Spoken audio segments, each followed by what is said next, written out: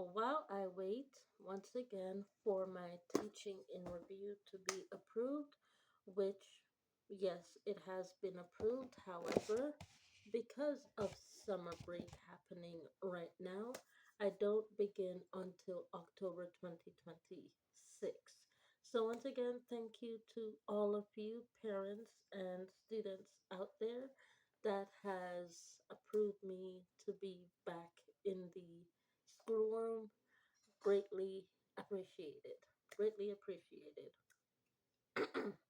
So, until then, I'll be catching up with a lot of reading, and we're specifically going to be in this book, specifically, strategically, boringly, and annoyingly. We're going to be in this book for a while until it is done.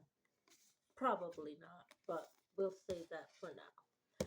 This is Jane Yang, The Lotus Shoes, the Orange Novel, and we are reading part two. Okay, just completed part one, which is four chapters. We completed part one, which is four chapters, so now we are going to be reading chapter five. Chapter 5, which is lynching. Okay? So, chapter 5.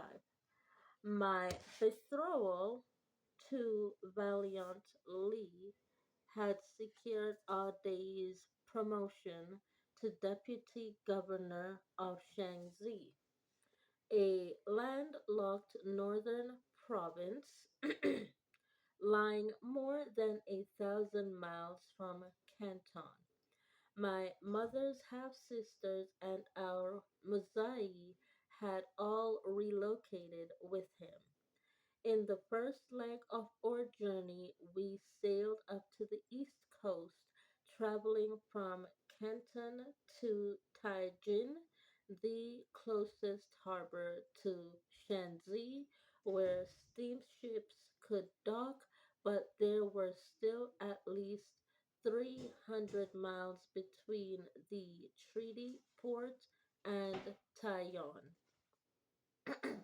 the province's walled capital and father's new station. I remember little of that long, dull sea journey 10 years ago, but an encounter with my future mother in law, though brief, was branded into my memory. Normally, we wouldn't have met until I stepped over the Lee threshold wearing my bridal concours. But upon hearing we had arrived in her city, Lady Lee summoned us to her receiving chamber, a room with shuttered windows, stiff stools, and not a single cushion in sight. While Anna Young and Lady Lee exchanged pleasantries, I studied my future mother in law, a weary woman with eyes set so far apart they sat almost at the temples of her triangular face. That combined with her long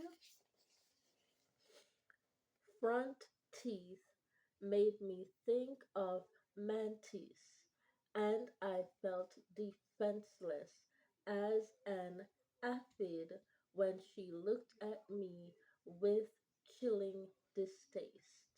Afterward, I had shared my fears with my mother, but she dismissed them, chiding me for my disrespectful imagination, warning me that such impish thoughts might show my mien and mark me as impertinent or impertinent, unfit to inherit the role of a matriarch from Lady Lee. I dare not mention to her again, but Lady Lee's face continued to plague my thoughts and sometimes my dreams too. Day one of 10 days. There's 10 reads available for me, and I have done the 10 reads in the form with Vimo, 12 minutes or less, and this first read has been 5 minutes, which is fine because not everybody can take 5 minutes to listen to a book. Okay, so 5 minutes or less, that's great with me. And yeah, so I'll see you tomorrow with read 2, chapter 5 of The Lotus Shoes, the Orange Book. Okay? So with that being said, thank you all so much for watching, and I'll see you tomorrow at the end of the day with read 2. Bye.